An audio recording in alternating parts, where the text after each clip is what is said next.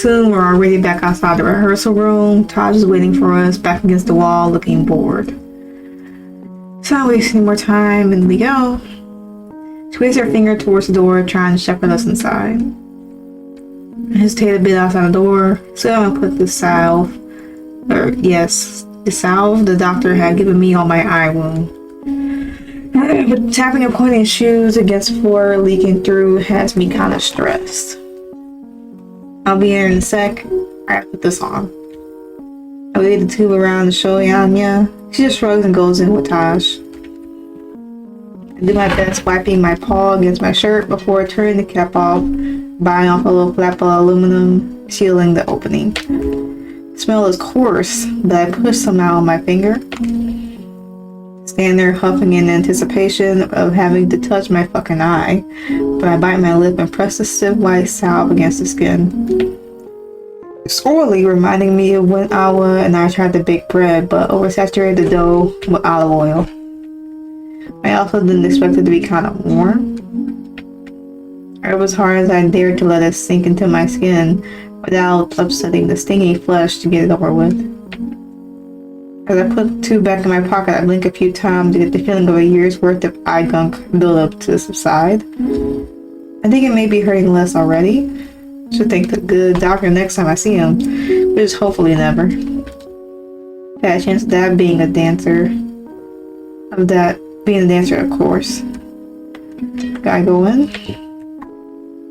I'm struck by a sight that seems peculiar for a second, before I remember what scene they're likely rehearsing. Four of the women are in those rows side by side, all facing me. They hold paws in a way that links all of them together. The arms 3 large X's shared between all of them, or between them all. The 4 little swans take strutting steps in perfect synchrony, small and dainty feet fluttering like baby birds as they hop. Anya and Taj stand to the side. Anya is silently watching the dancers with a scrutinizing eye. Taj is still forlorn and trying to hide the pain from before. I try to make out the orange of Tanyan so I can let him know I'm back, but he's nowhere to be seen.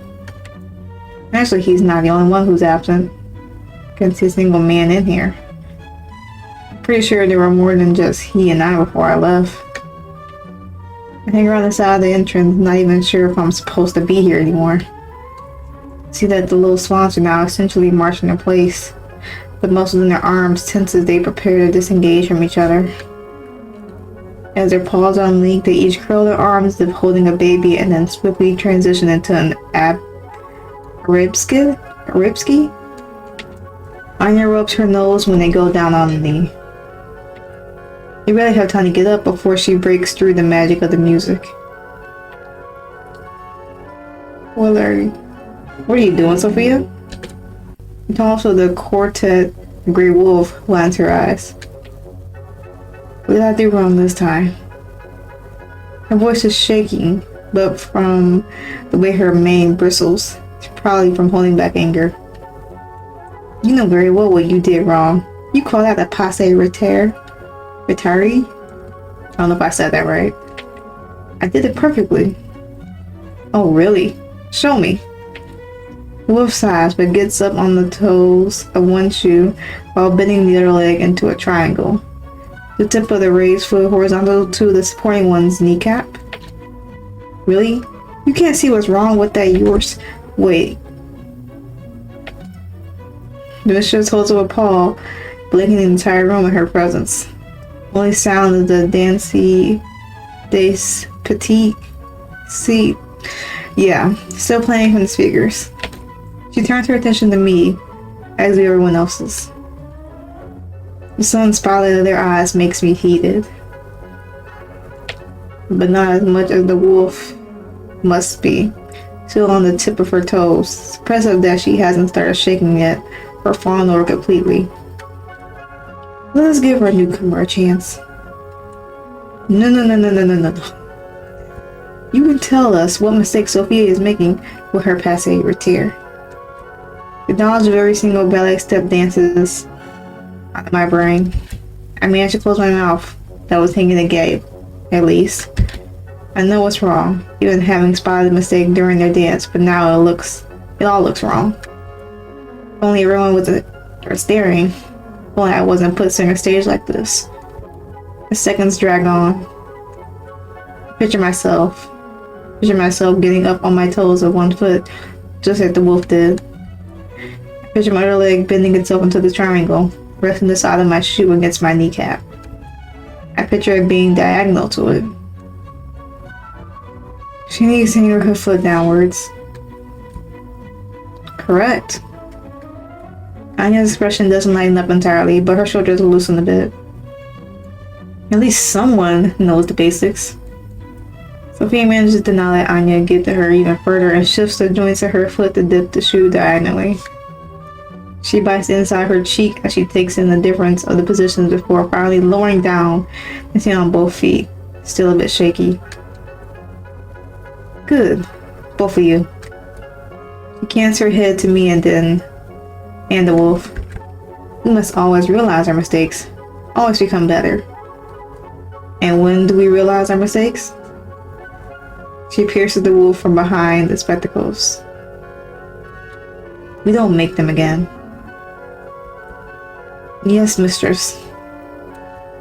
And, with almost of hesitance, she also addresses Anya. Thank you, Anya, for your help. The fox just gives the wolf a smug grin. Right, the short mouse takes off toward the music equipment without another word, ending the dance of the little swans. Everyone else stands at attention, waiting for her to turn around to face us again. I believe I have held you longer than intended. Small paw adjusts the glasses to rest further up her nose ridge.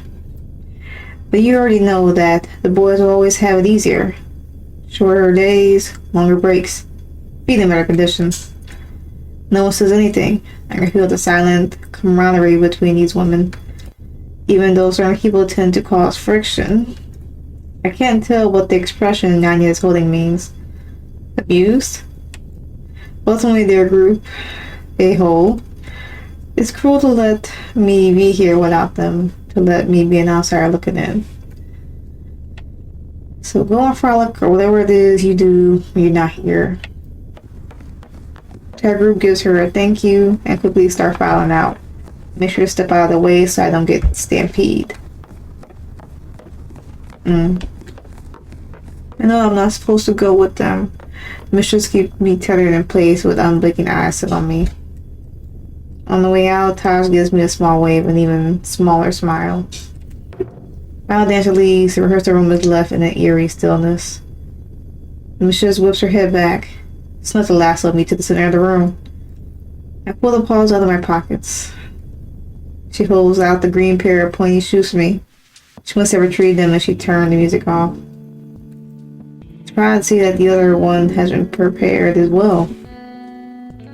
And then insisted that he got to make things up to you. Try them on. I take them and sit down on the floor. Now starts over me as she watches how I put them on and how I tie the knots and ribbons. You're slow. Sorry. She doesn't comment further on it. I wriggle my feet around as I finish. Nothing feels too tight.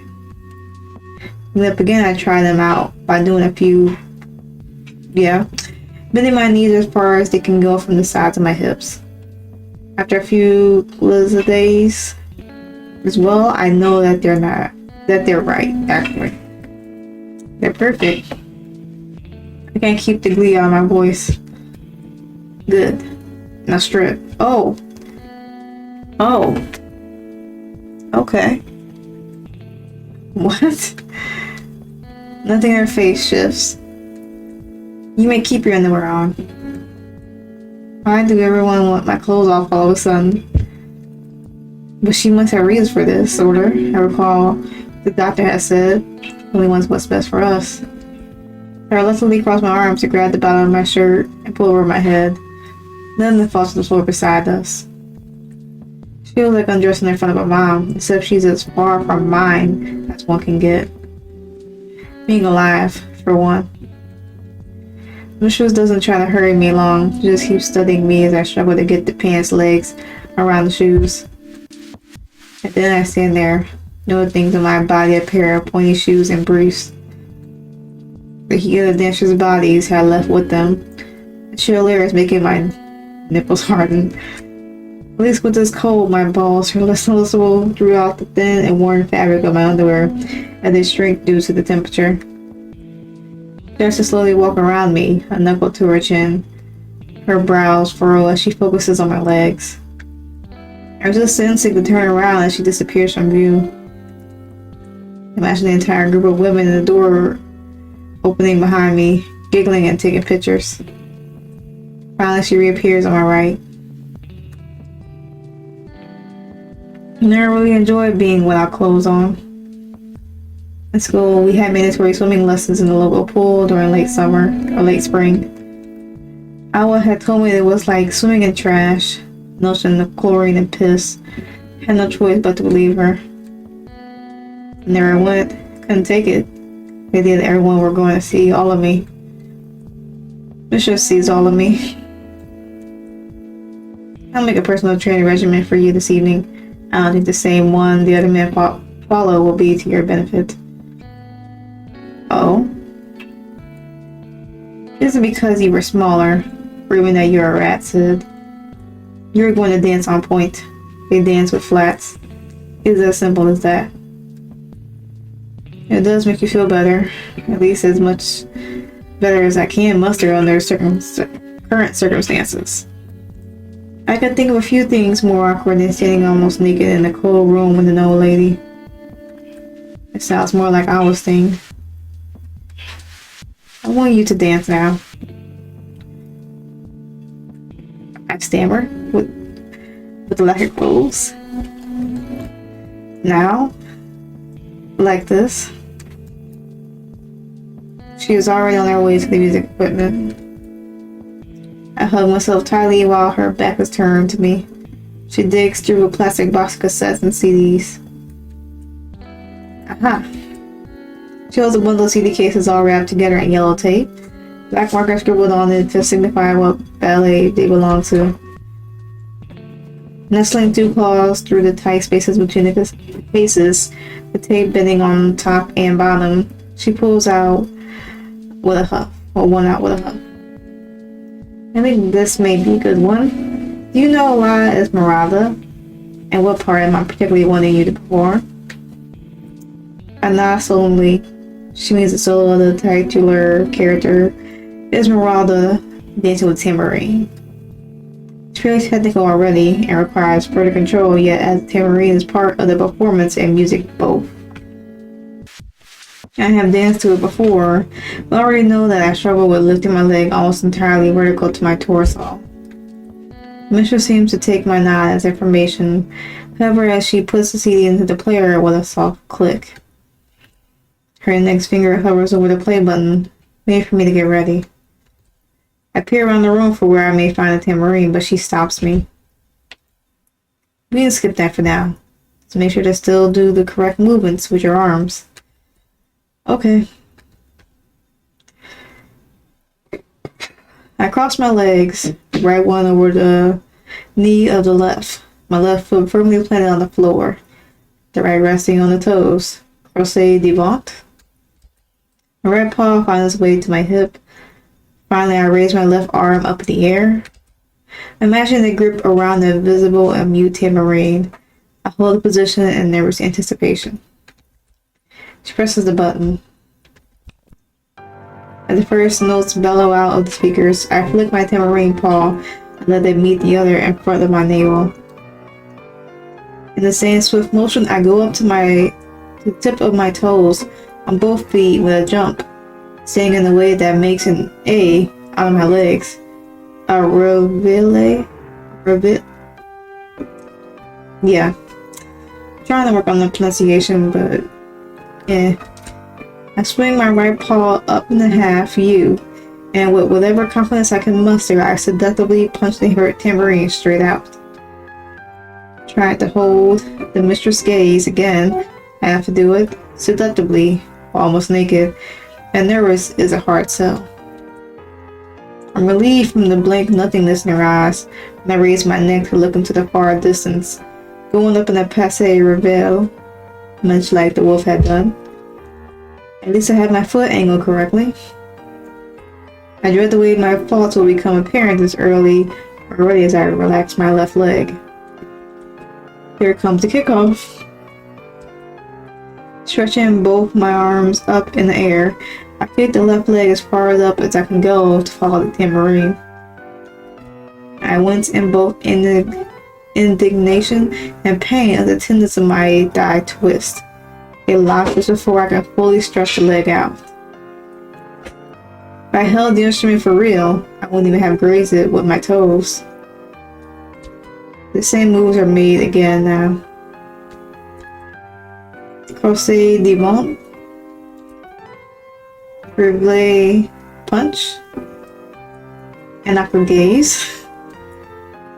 Up into the passe reveille, kick. I bite the inside of my cheek with the back teeth, barely able to keep the placé smile on my face. This time, the pressure in the tendons isn't as severe. I know this is gonna leave me sore for the rest of the day though. My toes would have nudged the tambourine this time. The same moves are made again now. Crochet devant,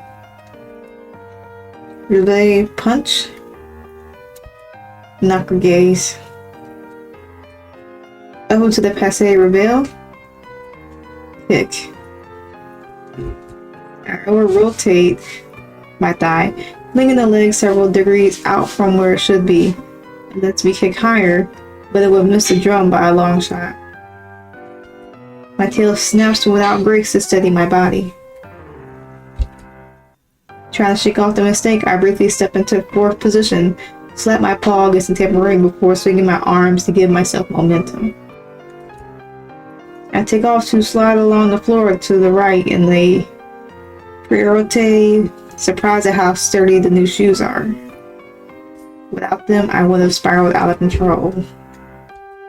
After 2 turns, I punt the other shoe into the floor, which reinvigorates the momentum. It lets me do 2 more turns before stopping. I'm around the music's tempo, feeling the silence between the 2 chords I hunch over. And then the notes rise. I start to spin on the spot, just like a ballerina in a little girl's music box. For just a fleeting moment, I manage to see how the mistress nods with approval at my 3 turns, pirouette. My heart swells. It gives me the confidence to continue with the next part, which consists of a choreographed series of tapping with the little drum against my paws and feet. If all goes well, then the music swells again. I have to keep standing on one foot as the other kicks straight out to reach all the way up to the tambourine, half stretched out in my paw across my nose. Again and again I have to kick. I'm tired, and each attempt reaches lower and lower. All the confidence has been sucked out of my expression as I curtsy all the way down to the floor when the song ends. My chest rises and dips, sweat slicking the fur down on my face. I must look as if I came straight out of the shower. The mistress slowly makes her way over to me. Keep holding the curtsy while I try to surmise what she's thinking. It's possible, of course. She just has that strict teacher look. Maybe a scowl, or she may just be considering her critique. Finally, she takes the paw I still have raised. For a moment, I'm almost surprised that she can grab it instead of being stopped by the tambourine. I let her help me up, thigh still shaking. That was better than I was expecting. I pushed the pride down. There will be a but. You're not flexible at all. Shivering breath gets my lips, and I look down to the floor. We adhere to the Roseanne school of dancing here, as I am sure you are well aware of. Those kicks may fly in Gallia. She says the name of the region like a curse, but it won't do here. I wipe my eye to get the sweat away. Oh wow. Yes, mistress, I know. Something like that can really cost you, you know? I feel a paw on the side of my arm. She ignores how sweaty I am, just holding it firmly until I look up. She has a fire of determination flickering behind the reflective glass of her frames. All who step into my ballet shall find their swan feathers, Sid. But are you prepared for the pain? I'm not gonna say I'm not ready for it. I promised Anya that I wouldn't just try my best. I would be my best. I'm prepared to face it. A crazed grin flashes across her muzzle before she lets me go and claps her paws. Good. Up on point with your right leg. Wait, the pain is coming now? I follow her order. Raising my left leg to rest against the back of my calf, I get up on point. The mistress is by my side, keeping her paws behind her back. I fall, she wants me to fall. I don't fall.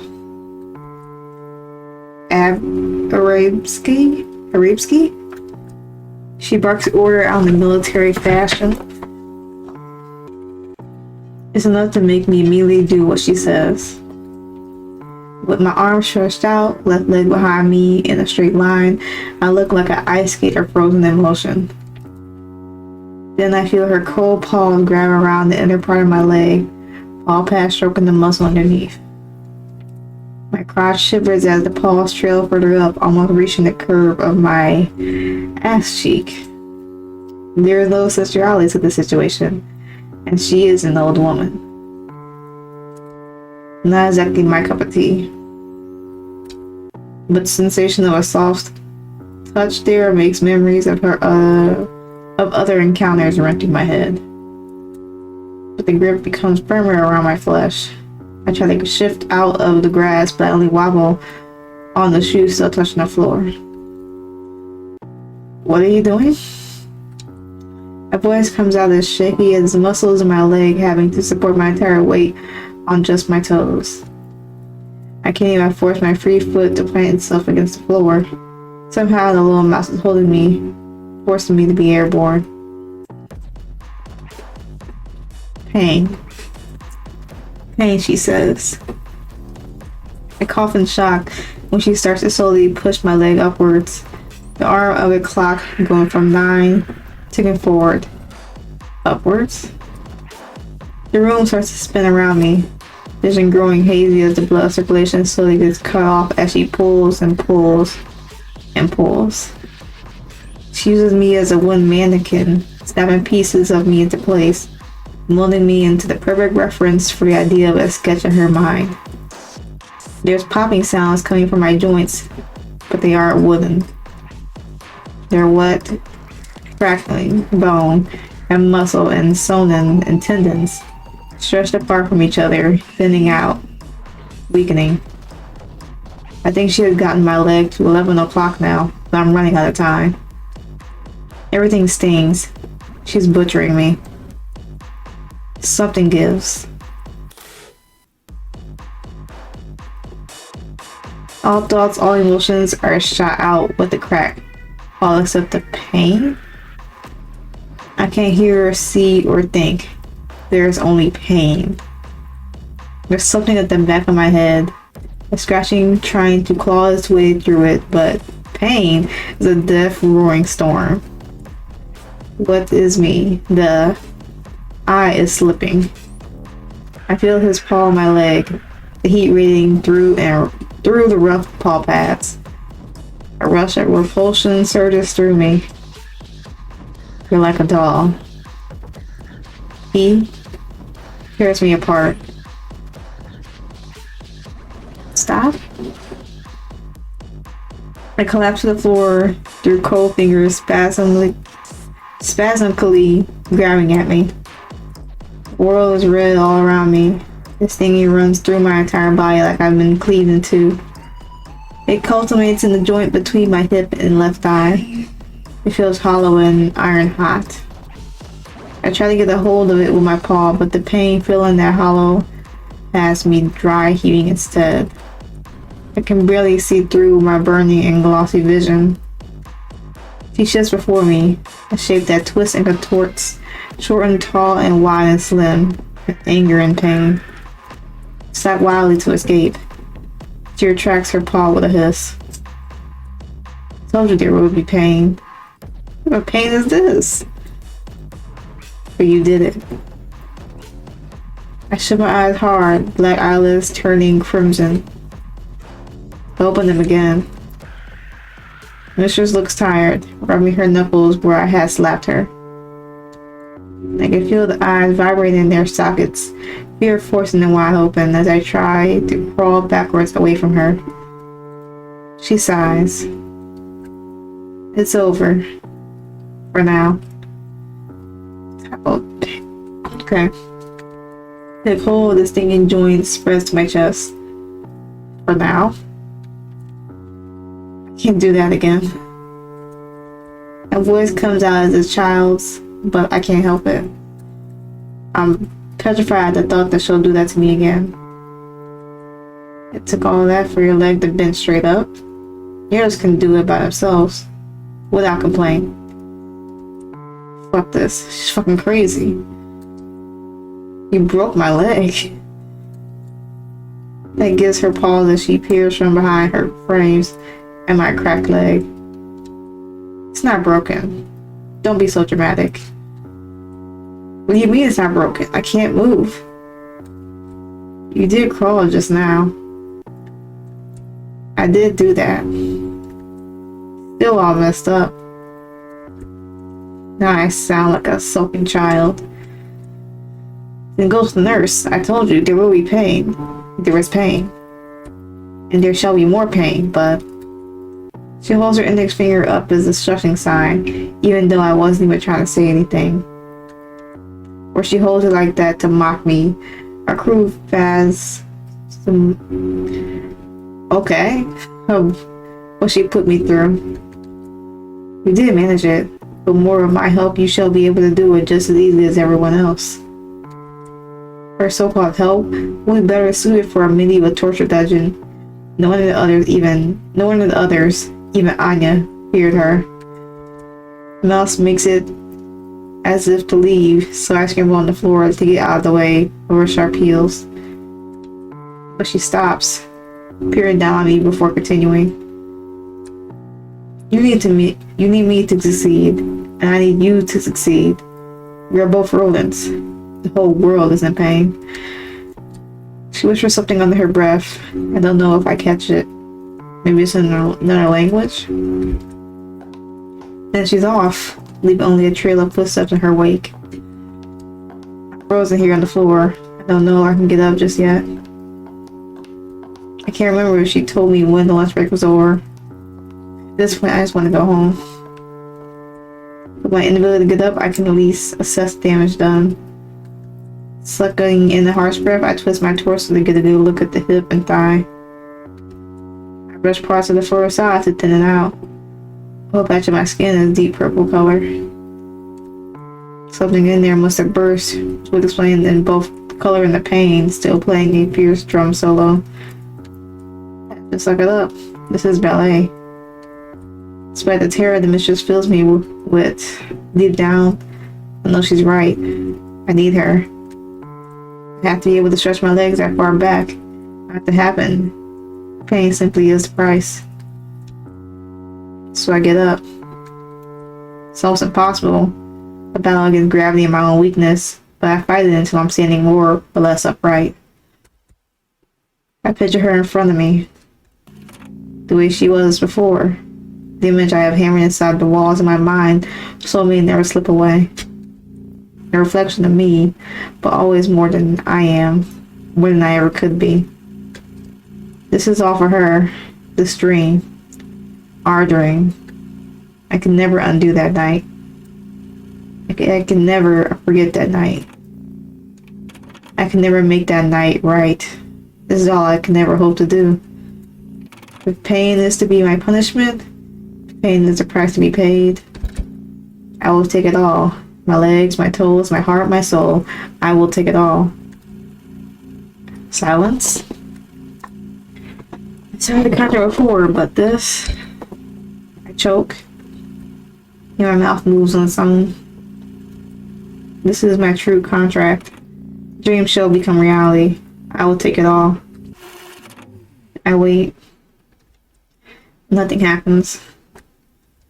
I'm starting to feel kind of silly just standing here, almost naked in the empty room, talking to no one. I lift my eyes, the room is still empty. No one is here. Slowly, I drag myself to where I left my clothes. Getting them on is a struggle, but I just grip my teeth until I'm fully dressed again. The fabric quickly gets soaked by my sweat. Checking the time, I see that it's a bit after 1 in the afternoon. I didn't stay here all too long before the dancers left, so I guess I'll check back by 2. I decided that getting something in my grumbling stomach might be a good idea. I was so exhausted, and Casper's pancakes didn't have enough protein to get me through the day.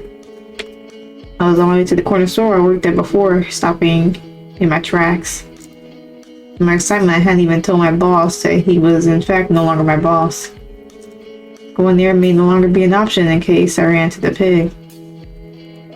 Yeah, I still had a week's worth of paycheck to get, but fuck it. My share of the rent was paid, and a new salary would make up for it.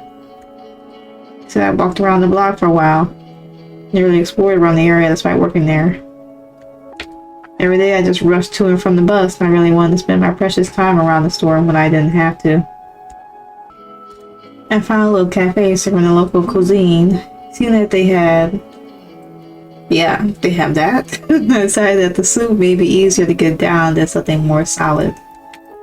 Sarah left me alone after putting the garlicky soup in front of me, which was fine by me. Despite the clothes covering my bruised body, I had to suck it in yelps whenever the bruise reminded me of their presence, which was about every 20 seconds. Feeling a bit better after getting warm food in my belly, I was now on my way back to the ballet. 2 dancers were standing outside the doors. The male, very slim meerkat, has a slow drag on the cigarette cigarette between his fingers now. Okay. His companion, who is the wolf from before, Sophia, veers her paw around to prevent the smoke from getting in her nostrils. You really shouldn't be smoking, you know? I stopped in my tracks, nervous to approach them to get in. Take my phone out to seem busy. I barely have to dance. I'm just here for the scenes where Dana needs someone who is actually taller than he is. I actually do have a new message. Where did he run off to anyway? I pulled up the messaging app to check who's it from. Yeah, if I know. He's always running off somewhere. I don't recognize this number. It's not in my contacts. It just keeps telling us not to run off on our own. Did you hear about what's happening? What's happening anyway?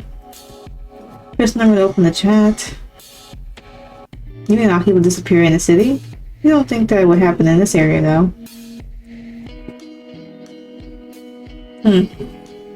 What am I supposed to be looking at?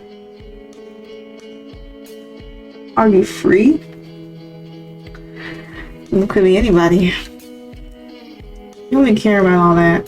Just don't want that damn fox to leave us high and dry. He can't do what he wants. He can't just do what he wants. You don't respond? He's the primo. At least he isn't arrogant about his lasagna. I'll get started about that little cunt. She and that new rat guy already humiliated me today. Ballroom. In the ballet? You mean him? I lowered my phone quickly as I noticed that they're both looking at me now. Meerkat beckons to me with a cigarette paw. Sophia looks a bit flustered. Slipping the phone in my pocket, I get up to them. Smoke tickles my nose, but the smell is kind of pleasant. The nose will cover up the stench in my sweaty clothes. I said a polite smile over my face. Hey. So you're a new guy, right? I nod and he lights up. That's great. We really get new guys around here. We got to earmark that budget for all the women, I guess. Free paw shoots up defensively. Don't get me wrong, I love me some chicas. Big groans, secondhand embarrassment apparent. Just nice to get the boost of testosterone now and then, you know? You should ask Stanley for the boost of testosterone if you're that desperate for it. She flicks a cigarette, ash spirited away by a gust of wind. I try to think about other men more necessary if I can avoid it. Someone's gotta beat the stereotypes. Suddenly remembering that I'm here, he offers me what's left of the cigarette. Where gonna decline because smoking, no smoking. Shake my head. Thanks, but that'd be a bad idea. I wish I were gonna dance on point as this. I don't want to mess up my lungs too. Sweet leers at the meerkat, but he looks surprised. Maybe dancing on point like the girls? Seems like it's gonna be a recurring thing. I know ballet is a stickler for gender roles, but it's a bit annoying. Misha just wanted me to. It's also just what I learned, so it makes sense. He shrugs, staring out at nothing for a moment. It might be a proper with some. Looks back at me. Nothing. Anyway, did you see Thanon? I don't know. He wasn't there when I got to back to the rehearsal room. We were busy cozying up to the queen, bitch. She must have noticed I came back almost at the same time. It's not like that. Whatever. Meerkat interrupts us. I just thought you may have been out with him is all. Misha doesn't want us to be going out alone. Just so you know. I think these two were talking about that before, but I was a bit busy with the mystery messenger to pay attention. I feel my phone vibrate again. I check it.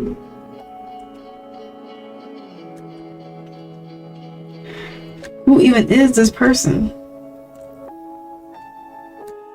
Okay, you don't have all day, but you're not announcing yourself? You can wait, or just you won't show up. Still don't know who this is. Should I really go? Sorry, I was on my way in. Do you know where the ballroom is? Ask the question without thinking. Ballroom as East Wing? You reserved for conferences. Why? Just want to check it out. He answered without thinking. He pulls out another cigarette and lights it. Okay, but don't be late or Misha will listen bow me and turn my innards into decorative garlands. He laughs and motions to me with cigarette. Rita and Sophia. See? He didn't fit right in. I step past the annoying wolf and nod to them in farewell before getting inside. Bree, the receptionist, is about the desk as usual. She has her nose in a book. She quickly hides it behind the wooden panel, gives me a flustered wave. I give one back in kind, but veer right to look for this ballroom. Walking within the labyrinth of the ballet is eerie as ever. The design is just as confusing on this side as the west wing. And after a few minutes, I find a pair of ornate doors with a sign placed next to it, likely to let us know they found the right place. Here at the text on it, I can make it out that it says something in Rosian. Okay, whatever that is. Celine's ballroom? Can't remember where I've seen the word for ballroom before. Celine's some patron of the Red Ballet. Maybe the room is called that because of some big donation. I steal myself knowing it's stupid to just follow the orders from a mystery texter. I take a peek, I can run off if something seems suspicious.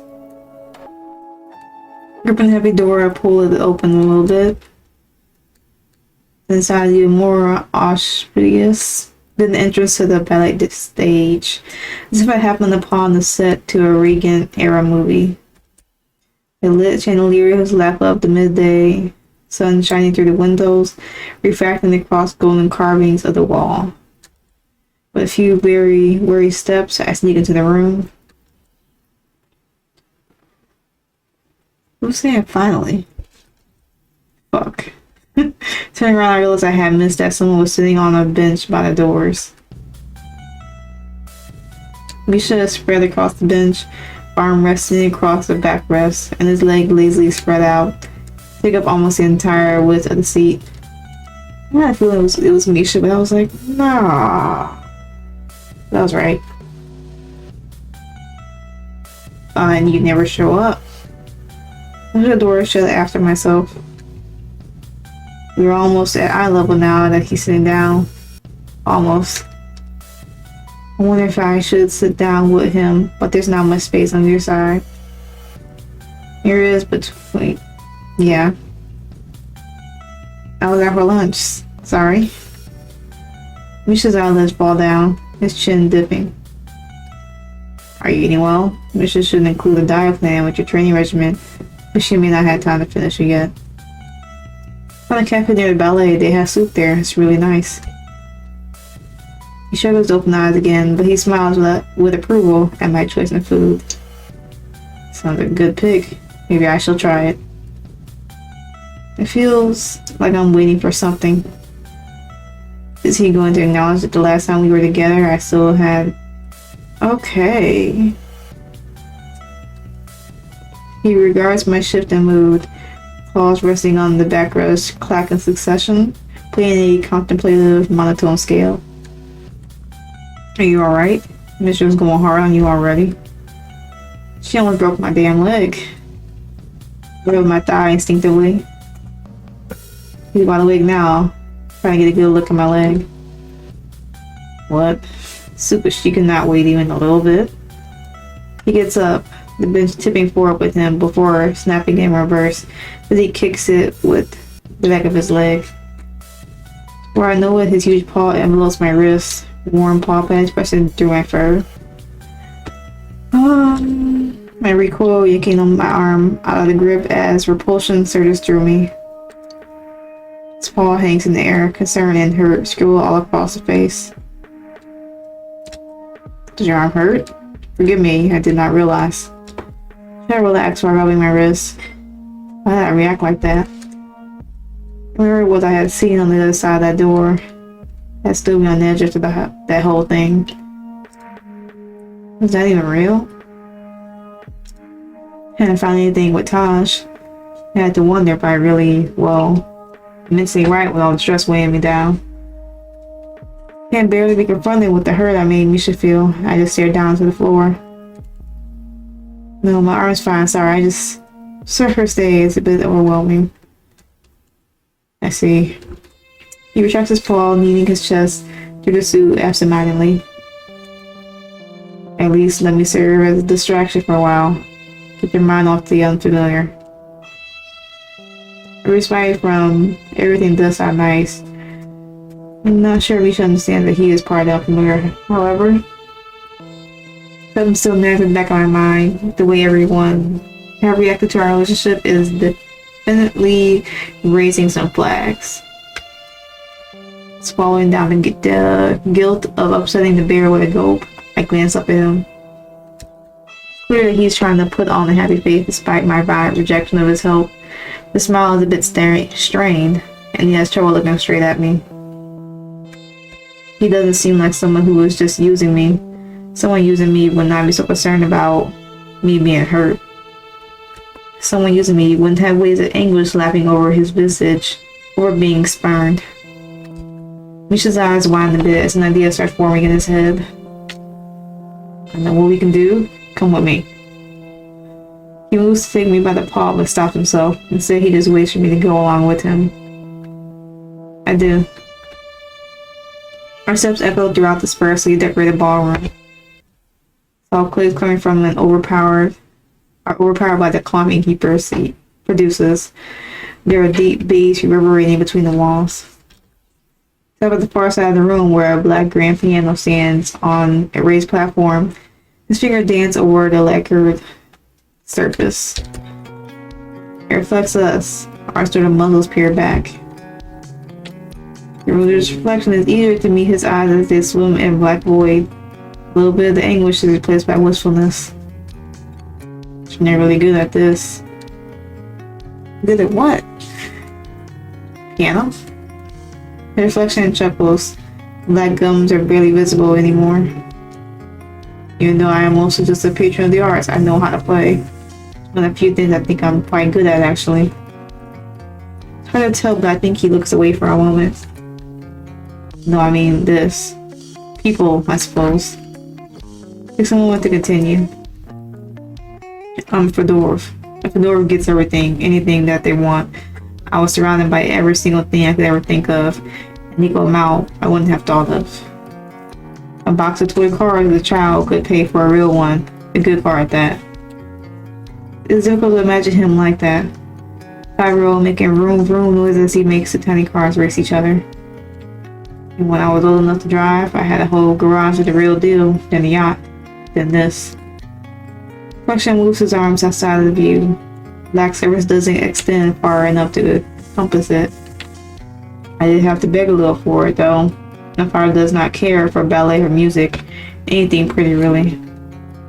But in the end, I got what I wanted, as ever. Yet there was something that was always missing, an empty spot on the shelf, alone nowhere with things. Inside the safety of the reflection, I feel his fingers hover over my shoulder, yet it falls to the side. People. Father and mother were always away, and my sister. He spit something out that sounds like a mix of sigh and irk. Kevin was there, but he had to be. That man followed the word of whoever pays him. So then there I was, a ballet all to myself, dancers flocking to be on my stage, like story cards exchanged for a dollhouse. Yeah, you, all dancers, I mean, not just you. You're not here out of love for me. You love to dance, everything that it is, everything that it could make you. I'm about to protest, but I can't. So I said, I don't want to cause you pain. I'm not good at this. Things can break, but you can just get another thing. I have only ever been surrounded by things. What of when you break something that is not a thing? Reflection disappears. Here's the lid of the piano obscuring his face from me when he sits down in front of the keys. The word falls off his tongue. Instead, he places his thick fingers on the keys and lets out a soft chord. And then he plays. Music he plays is nothing like the man from before. This is not a music that plays around with me on stage, demanding a kiss. This is not music playing in a soft-proof sex dungeon, or the music someone speaks of with consternation. Yeah. Who is the song? Who is Misha? The lid of the piano between us, I could finally see him for real. He was always a giant, everything enormous, so much larger than me. Yet the song is small. I put my paw to hold it in my palms, so fragile that I fear it could break if I moved. I thought that someone like him was unbreakable. Saw a mountain that could withstand earthquakes. I saw a predator and I felt myself a prey. Him above, me below, the natural order. I surround the lid of the piano, passing the bear between us. Even now the bear seems smaller to me than before. His eyes are closed, just letting his fingers dance over the piano keys. I don't think he's ever let himself be seen like this. He's so vulnerable, bearing the song to me. I could so easily break it. Just close my fist around it. I find its way to the top part of his left arm, just above the elbow. I don't want to disturb the song. He's warm, ever so warm. It seeps through the thick and expensive fabric of his suit. I let it soak through my paw pads. My touch firms, just enough to let him know that I'm here, careful not to break him. We stay like that as he plays his song, and he plays the notes hidden under the suit and the gold. Until the final note has been exposed. He lets go of the keys. That was... It's good. I don't get time to finish the sentence. Clutches my arm now hard, still pleading and begging. There's no way I can reject him, so let him reel me into a kiss. I'm tipped over his chest as his fingers dig into my arm and back, afraid that I'll pull away from him, that I melt into the kiss. His shoulders relax, the muscles in his arms loosen. I find the back of his head with my fingers, combing them into his hair, feeling it tangle around them, keeping myself anchored. The mouth of that kiss, that is kissing mine in turn, could so easily swallow me whole. But I don't feel any fear of it anymore. He could break me, but I could break him too. Yet we both know that neither of us want to break the other. This maw that hungers for me so, I give myself to feed it. He swallows it all, not able to stop himself. The hunger more akin to starvation. You're locked in that kiss for what feels like forever and no time at all. But then he lets it go, coughing a bit. My mouth is getting dry. Still leaning into his chest, surprised that the pianist's stool could support us both. With my chin resting on the tuft of fur sticking out from the bottom shirt where our passion had made a button pop, I smile up at him. Mine is the opposite of dry. You salivate a lot. I can't help but shudder as he strokes my back. You little thief, stealing my saliva. You have left me parched. The paw stroking my back falls lower, purring, okay. He pushes on it and I press into him further. He gives me a mischievous smirk as our crotches meet. But what about the rehearsals? Perhaps it's not only my saliva you are after. Okay.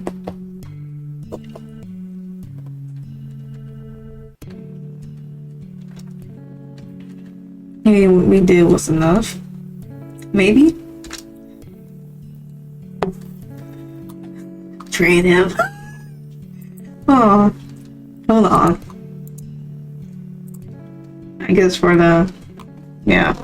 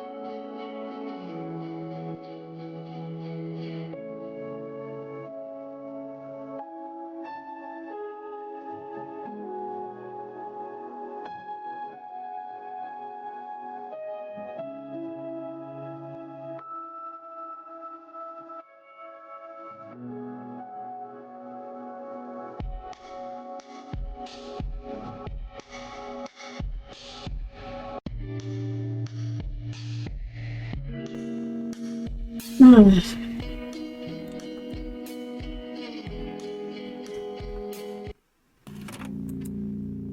Yep, now we're back to the pain. Only here because of him. It doesn't matter what you think of him. If you like him, hate him, fear him. You need him. Just like you need that kind of face pest to break your body into perfection. You know what he's really looking for, don't you? Things are boring. They don't feel anything. If they break, it doesn't matter. They won't care. Just throw it away when it's boring. Are you going to break your promise to her? Your contract? It will be pain. If you let it be. Don't be a bore. Okay. I take in a large bear before me, fidgeting with the sleeves of the suit. He's not looking at me, but the small round ears are angled my way in rapt attention. Being with him was so different than Emilio or Casper, for that matter. So I'm not sure where that's going to go. Misha is exciting. Never know what he's gonna do. Will he be hot or cold? Please for a professional.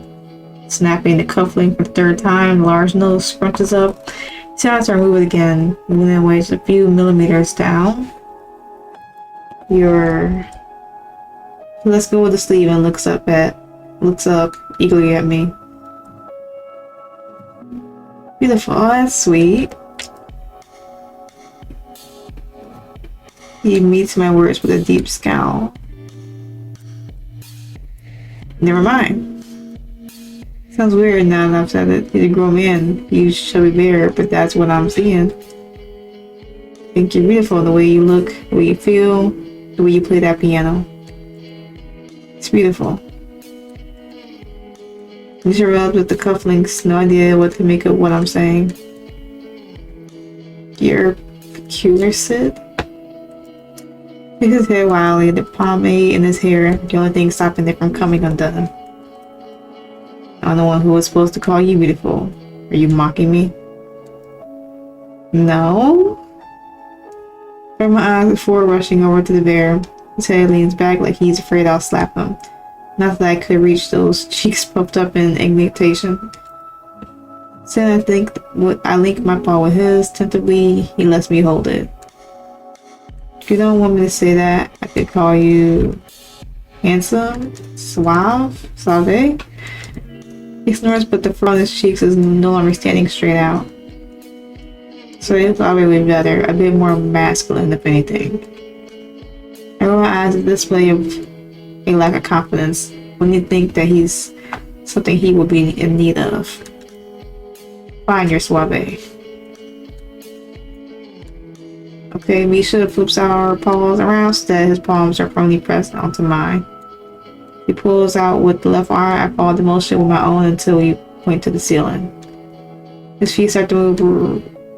Okay, so we're bringing you into a dance. I have to protest on the count of my hip, the words catching my throat when his right paw leaves mine. Presses the inside of my arm. Finally slips around my armpit, finds his way to my back. Ballet may be what I feel the most comfortable in, yet a waltz like this I could do in my sleep. I fall into the embrace and let him take the lead as the world melts away around us. There's no music to follow, the beating of our hearts is all the music we need.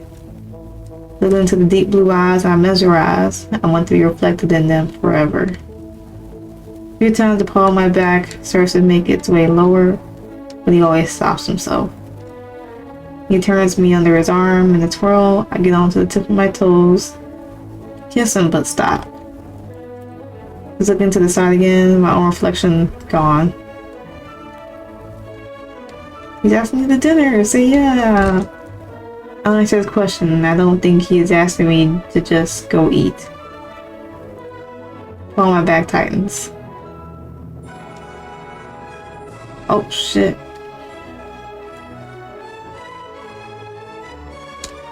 My arm falls down and the dance ends.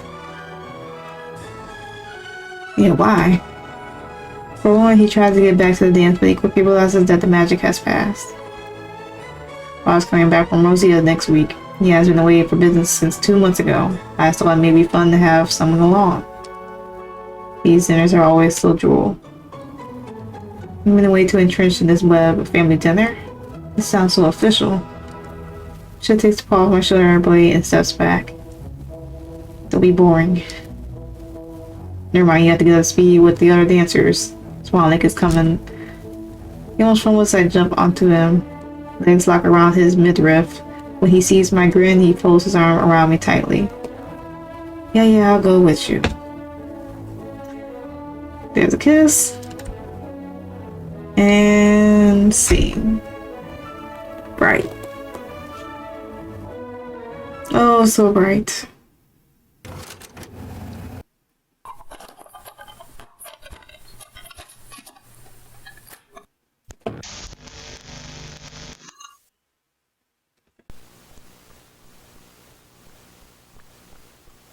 Okay. I hate to do it to y'all, but I'm gonna have to end it here. I'm not sure what happened, but that's crazy. Getting asked to dinner, things with Misha, but yeah, we'll figure out in the next one. Again, this is the Red Ballet. If y'all are curious about this game, you can check everything out in the description below. But yeah. So with that being said, I'm gonna end it here, and of course I will catch y'all in the next video. But you know, purposes, everything. Wait. Off adds a bar on the lower screen. That's not spicy cheese. Okay. That's a new thing. But alright. So yeah, with that being said, I'm gonna end it here. So hopefully I had a good day. Good yesterday and better tomorrow. And I will catch y'all in the next video.